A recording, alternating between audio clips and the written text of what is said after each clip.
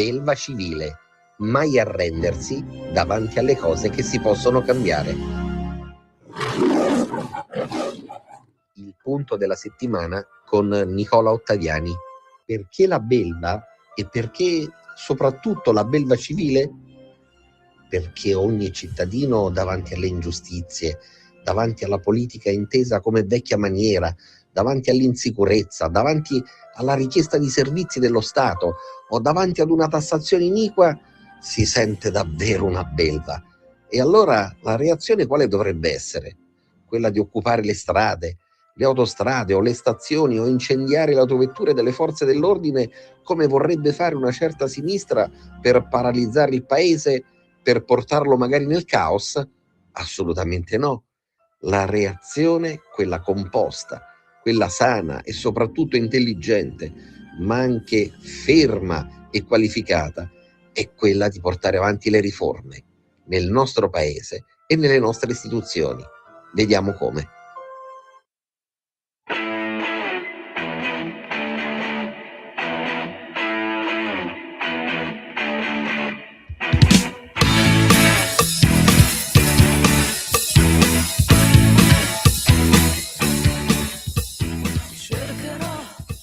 Sono sempre detta cercherò,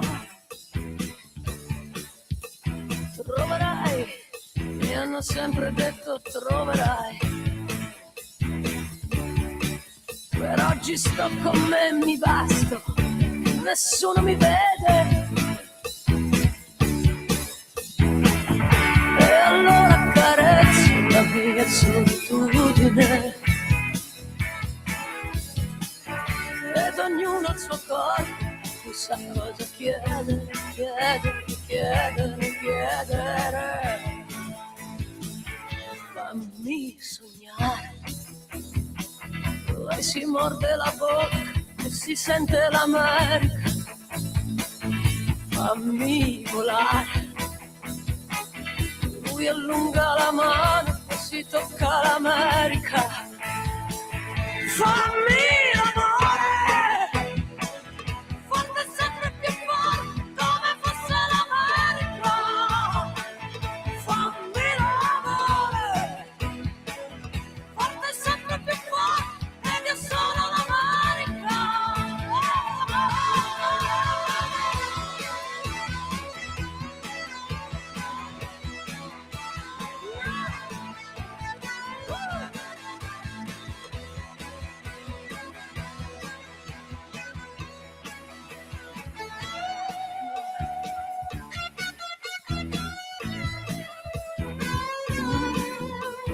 Cercherai, mi hanno sempre detto cercherai e troverò, ora che ti accarezzo, troverò, ma quanta fantasia ci vuole per sentirsi in due, quando ognuno è da sempre nella sua solitudine. Il suo corpo, ma non sa cosa chiedere, chiedere, chiedere, chiedere. Fammi volare. Lei le mani sui fianchi come fosse l'America. Fammi sognare. Lui che scende e che sale, si sente l'America. Fammi l'amore.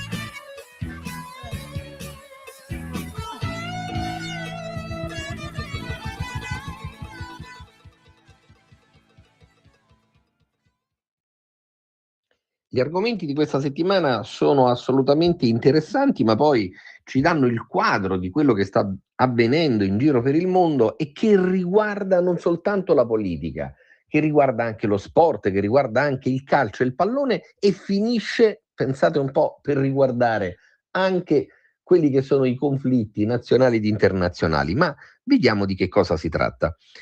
È nota di queste ultime ore, possiamo trasmetterla quasi in diretta, quella che è l'indicazione che è stata fornita da parte di Trump rispetto al nostro premier e quindi rispetto a chi in questo momento guida non soltanto il governo e quindi la maggioranza di centrodestra, ma chi guida il nostro paese a livello internazionale. Trump, infatti, cercando di buttare ulteriormente benzina sul fuoco sulla vicenda relativa ai rapporti internazionali, non tanto tra l'America e l'Italia, perché continuano a essere eccezionali, continuano a essere meravigliosi sotto il punto di vista commerciale, sotto il punto di vista dell'amicizia tra questi due popoli, quanto per cercare di buttare ulteriormente benzina sul fuoco per quanto attiene i rapporti tra quelli che possono essere i due primi inquilini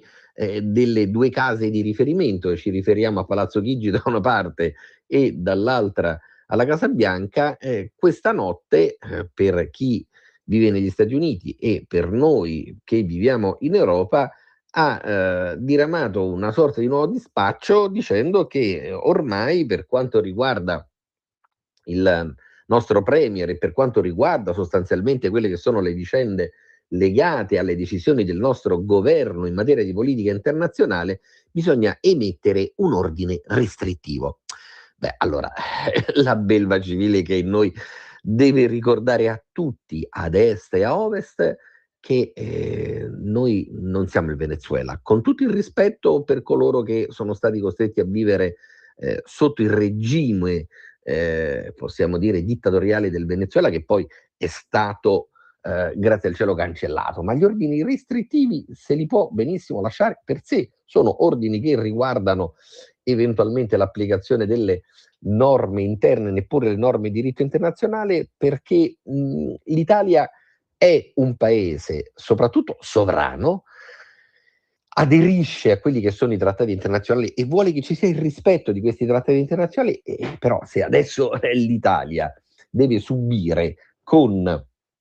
il proprio premier, con il proprio governo, quello che secondo Trump dovrebbe essere un ordine restrittivo perché non sono state concesse, perché poi di questo stiamo parlando, inutile che ci giriamo attorno qui, non stiamo parlando né di dazi, non stiamo parlando né di Hormuz, non stiamo parlando di nulla di particolare, perché non ha concesso le basi militari di Sigonella per l'attacco all'Iran, per i due caccia americani che a marzo non hanno avuto l'ordine di passaggio e soprattutto l'ordine di approvvigionamento. Beh, allora torniamo all'Italia di 40 anni fa. 40 anni fa, per una vicenda similare, infatti, quando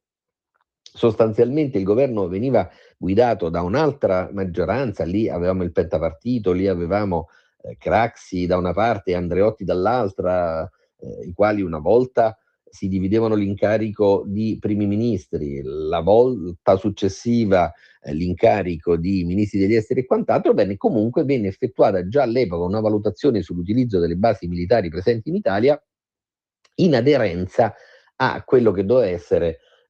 il profilo del diritto internazionale, ossia i trattati NATO che prevedono che comunque ci sia una decisione comune da parte degli stati che aderiscono al patto atlantico e quindi in questo modo autorizzare l'uso delle basi militari laddove tutto questo avvenga per difesa o anche per esercitazioni o per rendere effettivo il diritto all'autodifesa da parte della NATO. Bene, 40 anni fa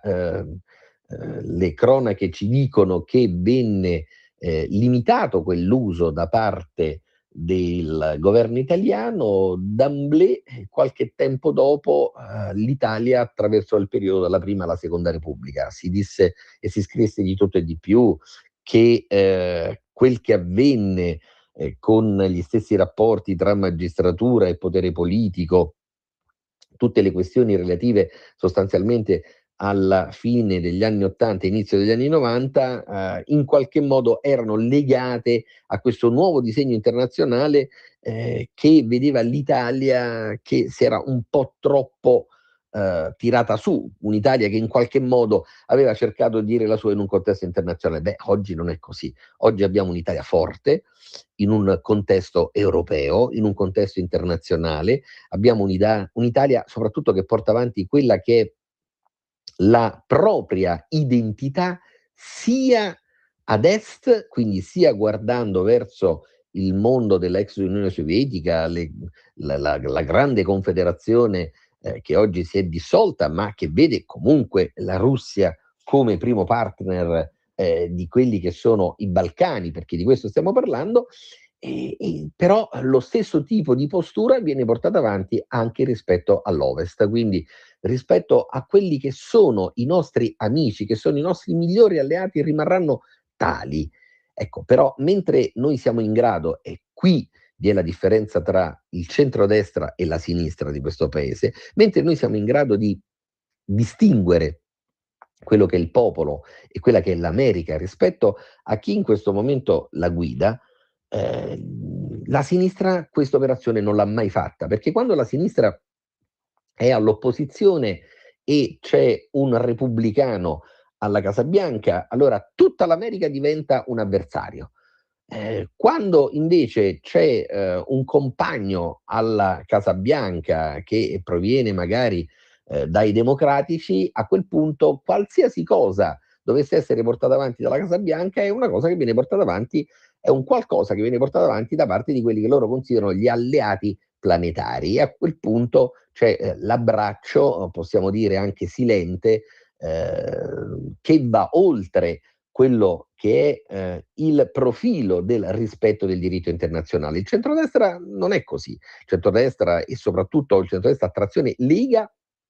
continuano a guardare quello che succede all'interno del mondo, continuano ad esercitare quello che è il benessere e soprattutto quello che è il rispetto degli interessi degli italiani, e quando questi interessi vengono in qualche modo messi a rischio, il centrodestra e la Lega hanno il coraggio di dire le cose così come devono essere, guardando sia a est che ad ovest. Quindi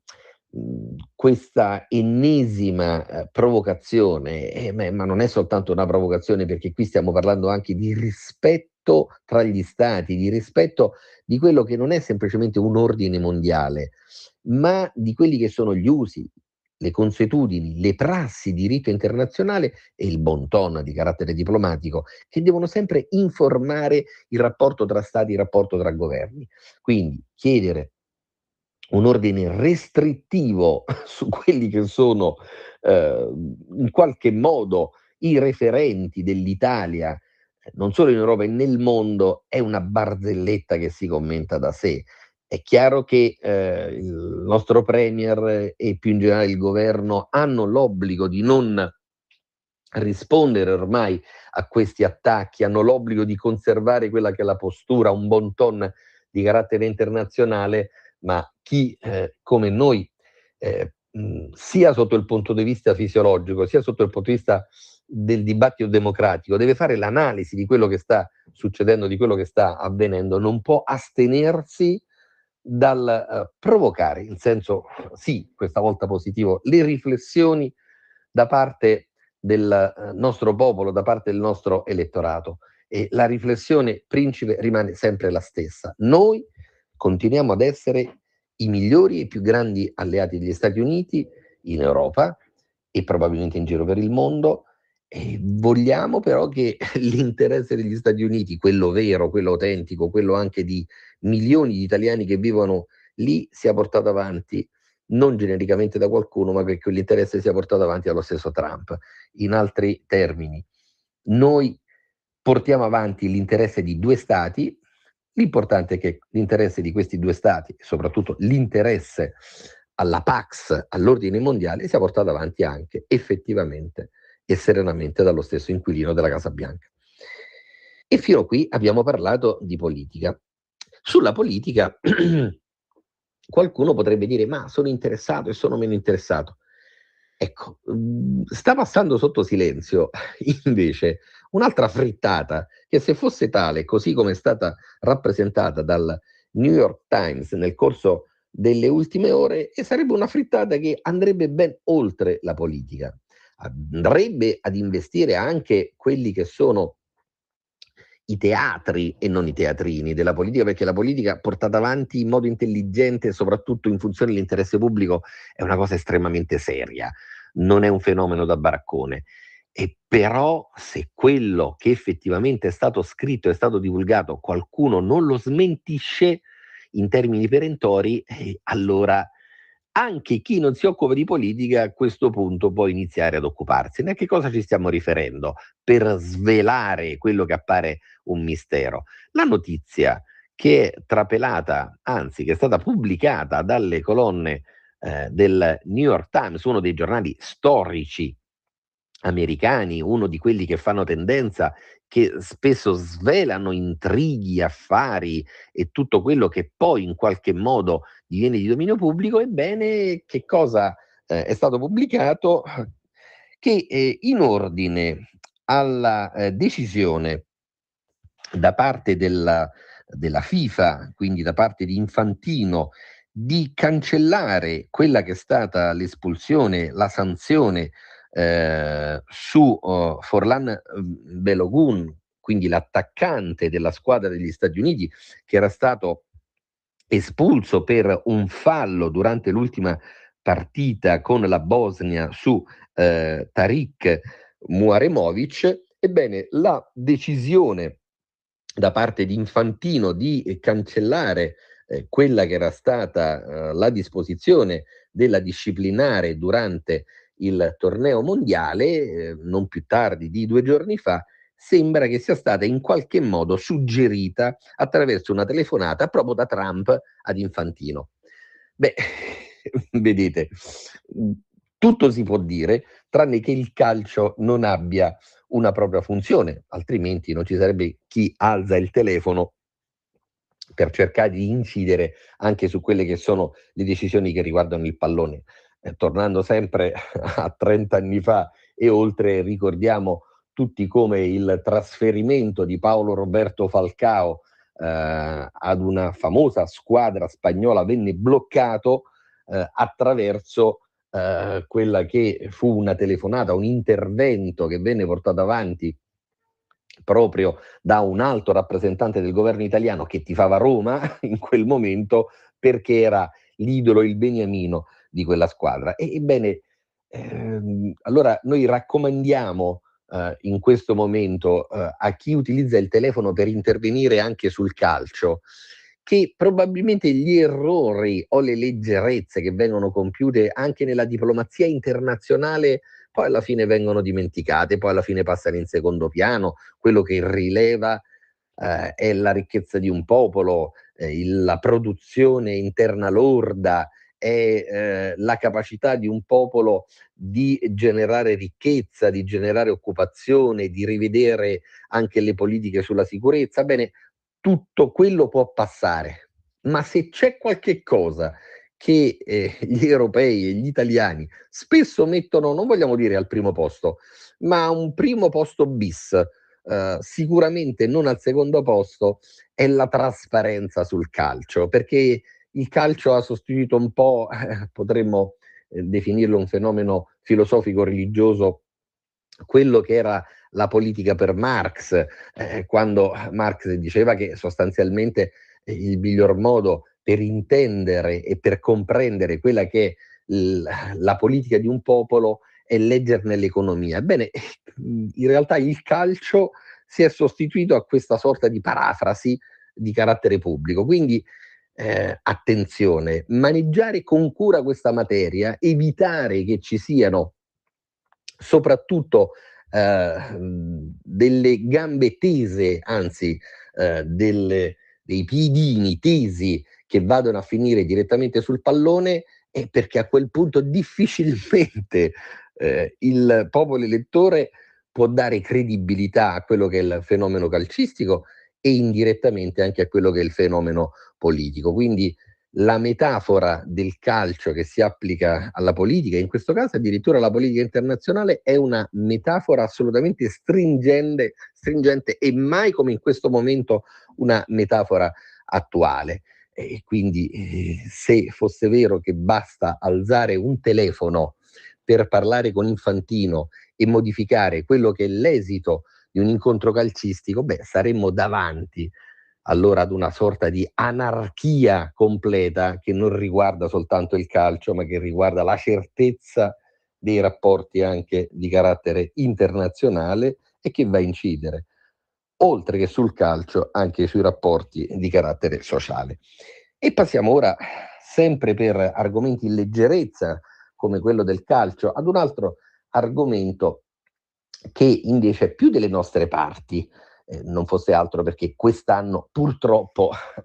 l'Italia per la terza volta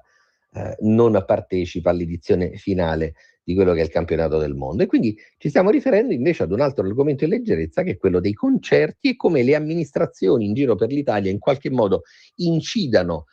non solo sui concerti di musica leggera, sui concerti di musica pop, rock, ma come le amministrazioni, certe amministrazioni, cerchino di utilizzarli per fare politica e andando poi a subire quello che è il profilo dell'effetto rebound di queste organizzazioni. Bene, nel corso dell'ultimo fine settimana a Roma si è tenuto quello che è stato definito un concerto storico per l'Italia e possiamo dire sicuramente per la capitale, il concerto di Ultimo, al quale hanno preso parte 250.000 spettatori, quindi 250.000 persone si sono assiepate, ecco, mai il termine come in questo caso è da utilizzare in modo felice, nell'area di Tor Vergata. Precedentemente all'organizzazione di questo concerto da parte di Ultimo e da parte della stessa amministrazione capitolina, che voleva recitare non un ruolo di supporto, ma di quasi sponsorizzazione politica, oltre che finanziaria, di tutto quello che poteva servire in termini di sicurezza, abbiamo assistito per circa un mese intero, un mese e mezzo, alla pubblicità, possiamo dirla, fatta in casa, molto casereccia, da parte di qualche assessore del Comune di Roma, che non va neppure oggi ulteriormente reclamizzato, che in questo momento è impegnato anche a portare avanti quella che è una lista civica nazionale a favore del progetto della sinistra. Quindi si utilizza sostanzialmente quella che è l'immagine, vediamo quale, di un comune, quelle che sono le risorse di un comune per fare una lista civica nazionale a sostegno della sinistra e del 5 Stelle. E contemporaneamente l'assessore Capitolino ha cercato di dire all'esterno: ma guardate quanto siamo bravi ad organizzare concerti di questo tipo. Bene,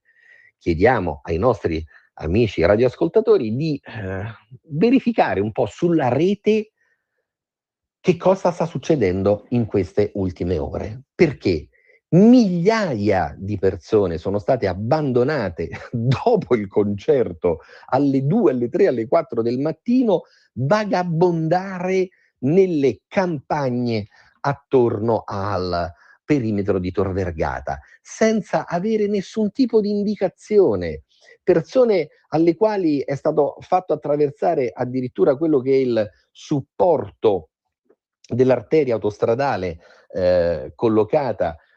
in prossimità della zona in cui si è tenuto il concerto, con persone anche in difficoltà e di disagio sotto il punto di vista fisico e possiamo dire anche psicologico, perché alle 2, alle 3, alle 4 del mattino vagare in aperta campagna per ritornare ai pullman o per avere la disponibilità di qualche servizio igienico, significa strumentalizzare a tal punto un evento del genere da utilizzarlo non tanto per una campagna elettorale quanto per una debacle di carattere di immagine, perché tutto quello che si sta vedendo sulla rete, le fotografie, i reel, i video delle ore successive al concerto, in quella che doveva essere la fase in cui l'amministrazione capitolina, l'assessore e tutti coloro che in qualche modo volevano rimboccarsi le maniche, dovevano entrare in gioco per garantire la sicurezza nella fase dell'evacuazione, quindi nella fase dell'abbandono dell'area da parte di circa 250.000 spettatori. Bene, tutto questo si è trasformato in una sorta di tragedia collettiva. Meno male che non